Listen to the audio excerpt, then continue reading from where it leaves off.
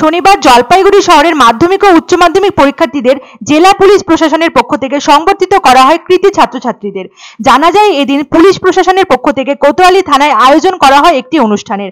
আর সেই অনুষ্ঠানের মধ্য দিয়ে জলপাইগুড়ি জেলার বিভিন্ন স্কুলের কৃতী ছাত্রছাত্রীদের সংবর্ধনা জানানো হয়। জানা যায়, এই সংবর্ধনা অনুষ্ঠানে উপস্থিত ছিলেন জেলা পুলিশ সুপার খান্ডা বাহালে উমেশ গণপত সহ বিভিন্ন আধিকারিকরা। এদিন মোট 20 জন মাধ্যমিক ও উচ্চ মাধ্যমিকের কৃতী ছাত্রছাত্রীদের হাতে বিভিন্ন উপহার তুলে দেন জেলা পুলিশ সুপার খান্ডা বাহালে উমেশ গণপত সহ বিভিন্ন আধিকারিকরা। এই সংবর্ধনা অনুষ্ঠানের মাধ্যমে কৃতী ছাত্রছাত্রীদের সংবর্ধিত করে তাদের আগামী দিনে আরো সাফল্য কামনা করেন জেলা পুলিশের আধিকারিকরা। এদিন সংবর্ধনা অনুষ্ঠানে জেলা পুলিশ সুপার সহ অন্যান্য আধিকারিকরা বলেন, ছাত্রছাত্রীদের কৃতিত্বে তাদের পরিবার, আত্মীয় স্বজন সহ শিক্ষক শিক্ষিকা থেকে শুরু করে আমরা সকলেই ভীষণ খুশি, খুবই গর্বিত। পাশাপাশি গর্বিত গোটা শহর তার এই সাফল্যে। তারা আরো জানান, আগামী দিনেও আমরা তাদের উজ্জ্বল ভবিষ্যৎ কামনা করি, তারা তাদের লক্ষ্যে এগিয়ে যাক, সাফল্য লাভ করুক। আর অসফল ছাত্রছাত্রীদের জন্য অনেক শুভকামনা, যাতে তারা আগামী শিক্ষাবর্ষে ভালো ফল করে রাজ্যের, স্কুলের ও পরিবারের মুখ উজ্জ্বল করতে পারে। অতি সম্প্রতি প্রকাশিত হলো উচ্চ মাধ্যমিকের ফলাফল। প্রসঙ্গত, সম্প্রতি মাধ্যমিকের ফলাফলও প্রকাশিত হয়ে গেছে।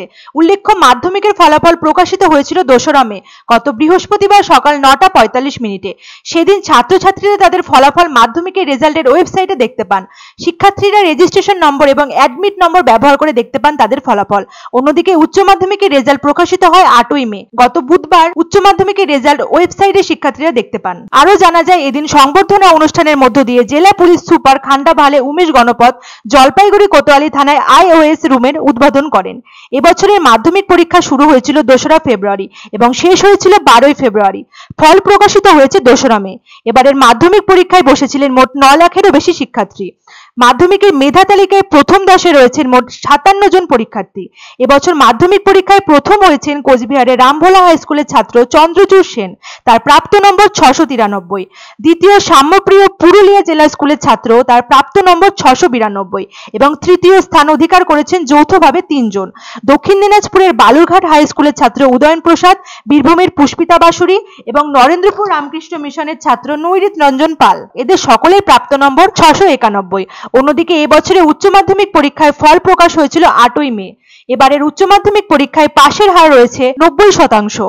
উচ্চ মাধ্যমিকের মেধা তালিকায় প্রথম 10-এ জায়গা পেয়েছেন মোট 58 জন পরীক্ষার্থী। এবারের উচ্চ মাধ্যমিকে প্রথম হয়েছেন আলিপুরদুয়ারের অভিক দাস, তার প্রাপ্ত নম্বর 496। সে ম্যাক উইলিয়াম হায়ার সেকেন্ডারি স্কুলের ছাত্র।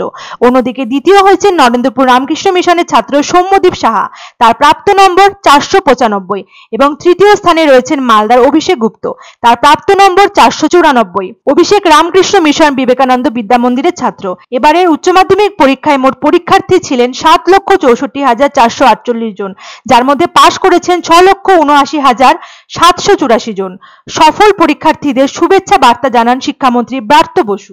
আজকে যারা ভালো নম্বর পেয়েছে মাধ্যমিক আর উচ্চ মাধ্যমিক পরীক্ষা পদে জলপাইগুড়ি থানা অন্তর্গত, ওনাদেরকে আজকে আমরা জলপাইগুড়ি থানার উদ্যোগে আজকে একটা ছোট এখানে অ্যাপ্রিসিয়েশনের জন্য একটা ছোট প্রোগ্রাম এখানে আয়োজন করা হয়েছে।